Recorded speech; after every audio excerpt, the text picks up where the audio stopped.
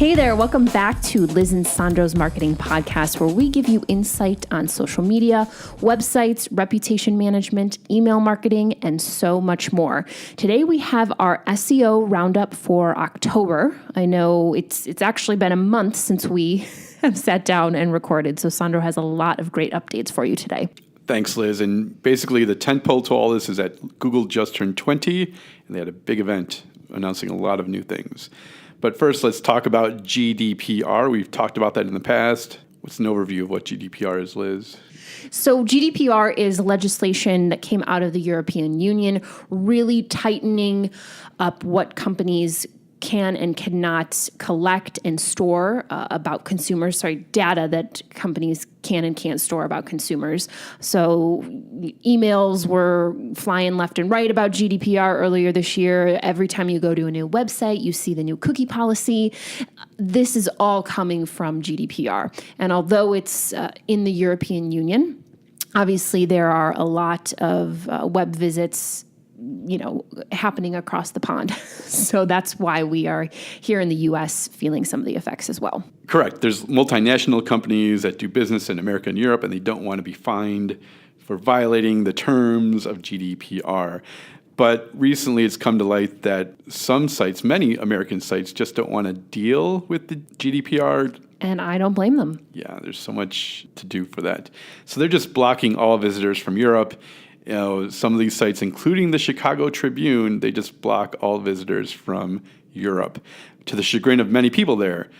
And basically the problem right now is when people in Europe search things like, let's say, the Supreme Court nominations, the recent Supreme Court nomination proceedings, people in Europe are Googling that. They'll find a news site, say the Chicago Tribune, they'll click on it, and as soon as they go there, it says, sorry, you're from Europe. We are currently blocking all visitors from there due to GDPR. Well, people in Europe are very frustrated. They're saying, well, why are these results even coming up in Google? And Google has acknowledged this, and they basically answered, you're right, we're working on this. This is a problem. We're going to fix it. They haven't fixed it yet, much to the chagrin of people in Europe. And there's a lot of backlash coming out of GDPR currently. People in Europe are saying this is preventing the flow of free information. We're not able to see information from other parts of the world because they're blocking us. And it's just costing companies so much money to become GDPR compliant. So actually, I don't know if I've told you this, Sandro, but my developer has been living in Europe. And he has recently, just within the last couple weeks, moved back to the States. And we haven't had a direct conversation about this. We just haven't gotten into it. But my impression is that he actually decided to move back to the States because of GDPR. He made some comments that it was just getting so difficult to do business over there. I should probably have a conversation with him about that. I think he's going to be in Cleveland in the next couple weeks. So, yeah. That's right. There are so many regulations in Europe and everywhere, of course, that are just part of what it is to do business, but it seems like they're becoming more and more cumbersome for many businesses in Europe. And in America, all we have to do currently is just say, well, we're going to block you. And that's frustrating. By the way, I love that response, just blocking the traffic. Yeah, and per the official response, John Mueller tweeted the answer, this is an unfortunate side effect from us primarily crawling from the U.S. I agree it's a bad user experience, and it is something we've been looking into and to find solutions for. Next up, Google Ads is finally making the switch from its classic version to the new version. So many of us have come up with and only worked with the classic version and are kind of annoyed by the new version because it's something new and we don't know where everything is. Well, the problem is Google has set mixed messages about when that date is. We've seen tweets and emails saying at least 3 different dates that I've seen. October 4th, October 11th, or October 18th is the date that you can no longer switch to the classic version of Google Ads. Well, as of today, October 7th, I am still able to switch between the two. So that October 4th deadline is come and gone. Maybe it'll be October 11th, maybe it'll be October 18th, who knows. Next, Google has launched a new extension, the .page extension.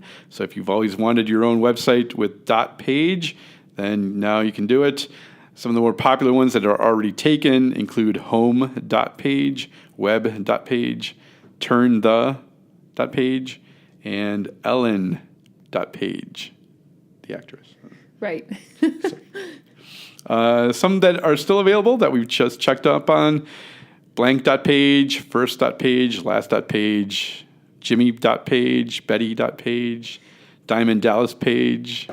So if you've always wanted one, go out there and get yours. They are now available. Next up, John Mueller. Go back to that. So I do feel like this is becoming more and more acceptable to have something other than a .com, because we've talked about this on the show before. We're into, the 25th year of .coms. There's just not that many available anymore. So you have to get a little creative, and these different .whatevers can certainly make that possible.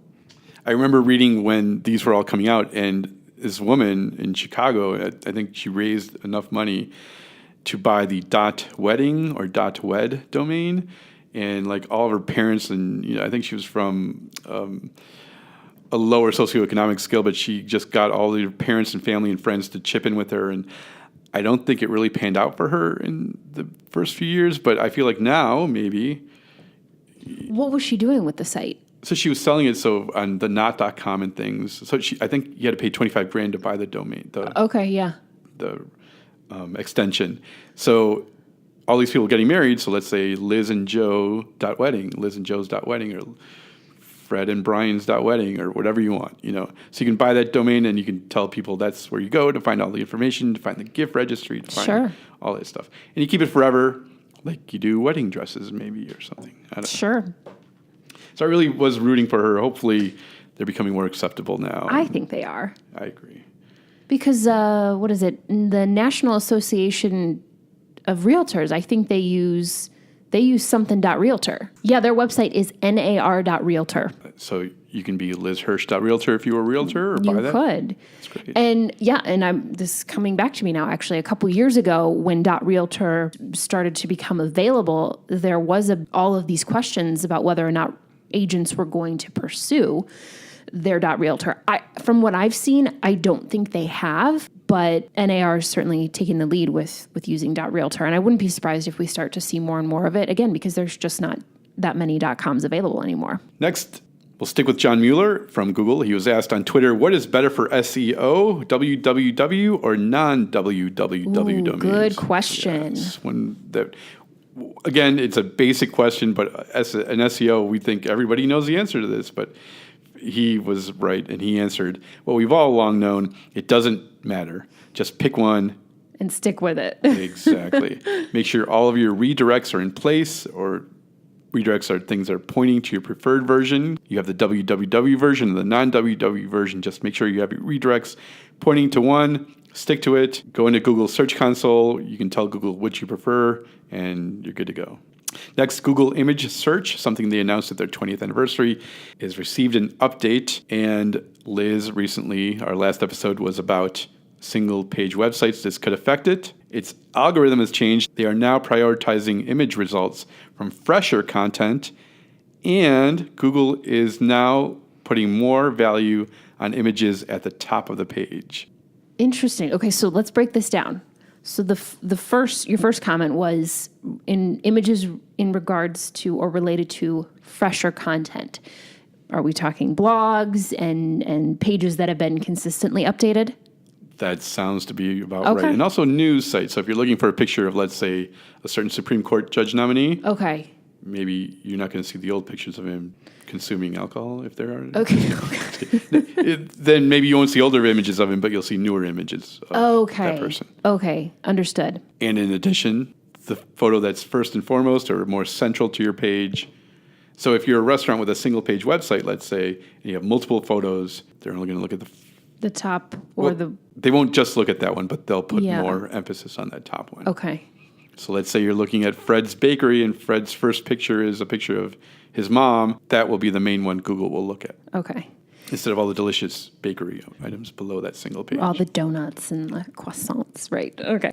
So this has been a topic that's come up several times, specifically related to a client I used to work with. And basically the gist was images on your site, adding more, continually adding more images is not going to help you rank any further or any higher on Google.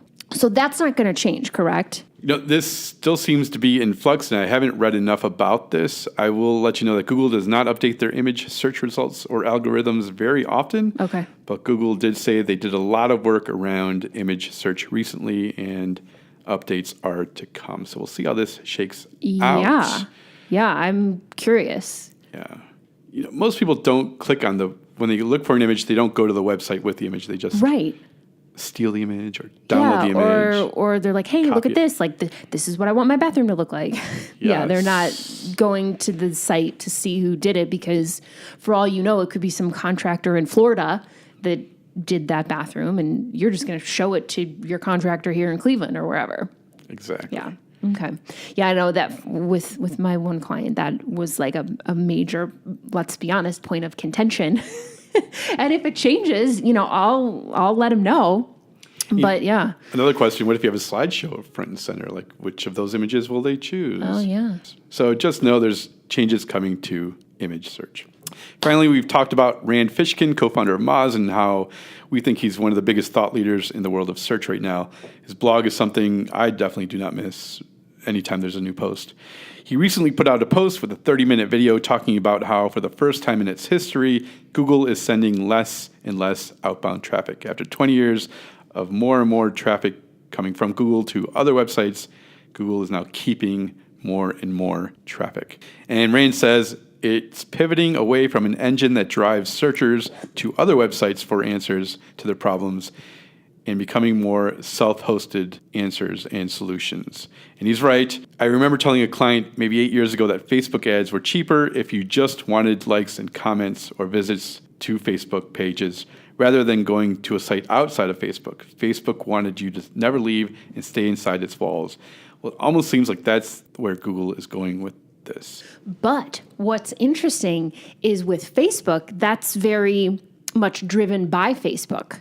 I think with Google, I don't know, I mean, we could debate this. I feel like that's just a byproduct of consumer behavior. Like, that's us being lazy, saying, oh, what's the temperature? Or how far is Chicago from Cleveland? We get the answer in the search results page and then we're done. You're right, where Facebook was being maybe more forcing intentional about keeping traffic on their site, whereas Google is... Even if their information wasn't right on Facebook, or even if the information had nothing to do with what you were trying to get to. Right. Google is better at it. I agree. You know what? You're right. Well, the point to all this is, for me, anyways, while we think about what Liz said, as part of its 20th anniversary, Google said they are now going to have a news feed on its mobile page. They're calling it Google Discover. So gone will be the simple, clean interface with just a simple search box in the middle. There will now be news and information scrolling down from the Google's homepage. And this will also include information that Google may want to present to you based on your previous results. Google is trying to move from answers to journeys, quote unquote, which means that users will continue searches on a topic over a number of days, and Google wants to help users arrive at a suitable destination.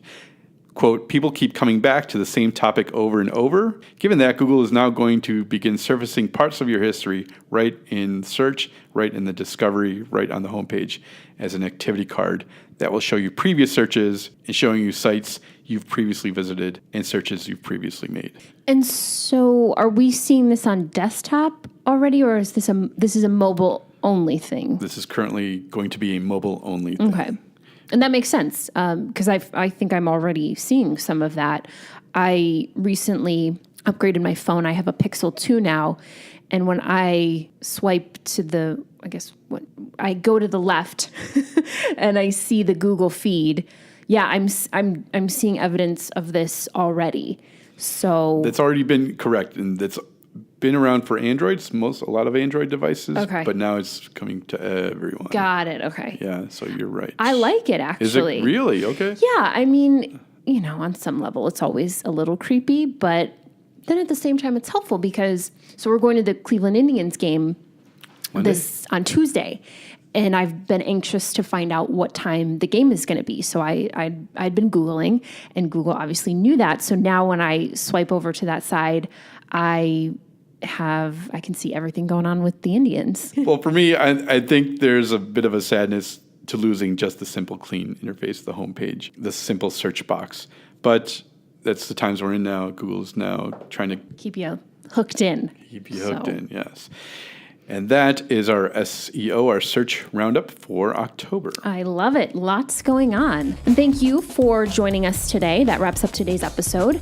Don't forget to find us on Facebook, Twitter, and Instagram. You can find us where your favorite podcast is.